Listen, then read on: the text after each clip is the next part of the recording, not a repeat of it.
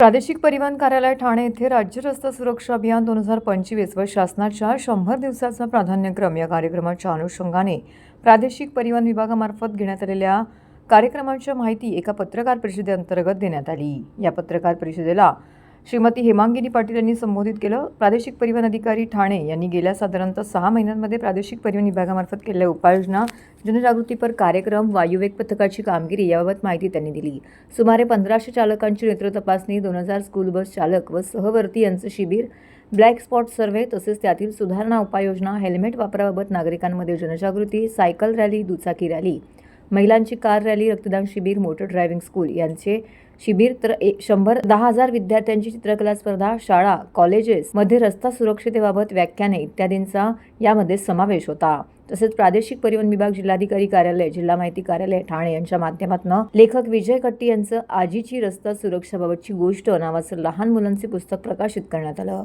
पत्रकार परिषदेसाठी प्रादेशिक परिवहन अधिकारी श्रीमती हेमांगिनी पाटील, जिल्हा माहिती अधिकारी मनोज साना, उपप्रादेशिक परिवहन अधिकारी रोहित काटकर, लेखक विजय कट्टी, सहाय्यक प्रादेशिक परिवहन अधिकारी मानसिंग खाडे, धनंजय गोसावी, गणेश पाटील, प्रादेशिक परिवहन विभागाचे अधिकारी आणि कर्मचारी येथे उपस्थित होते। 1 जानेवारी 2025 ते 31 जानेवारी 2025 दरम्यान रस्ता सुरक्षा अभियान राबवले जात आहे।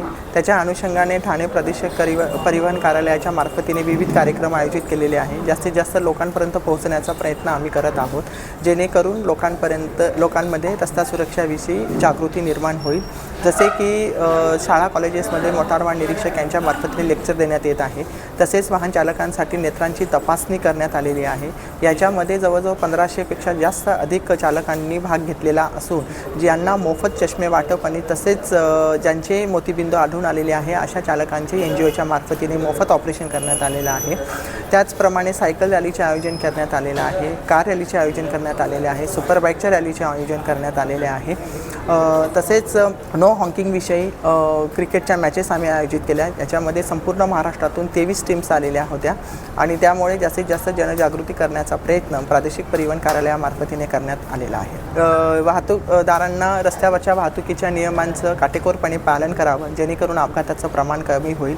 तसेच मी नागरिकांना आणि वाहतूकदारांना एक आवाहन करेल की जेव्हा अपघात होतो त्यावेळेस फोटो आणि व्हिडिओ करण्यापेक्षा जर त्याला वाचवण्यासाठी प्रयत्न केला आणि जो गोल्डन हॉवरमध्ये त्याला हॉस्पिटलमध्ये नेलं अपघातग्रस्ताला, तर त्याचे नक्कीच प्राण वाचतील असं मला वाटतं। आणि लोकांना वाटत असतं की आपण एखाद्या अपघातग्रस्ताचे प्राण वाचवले तर पोलीस आपल्या मागे लागू शकतील वगैरे असं, परंतु सुप्रीम कोर्टाने त्याबाबत डिसिजन दिलेलं आहे। अशा कुठल्याही व्यक्तीला कुठल्याही पद्धतीने शासनाकडून त्रास होत नसतो।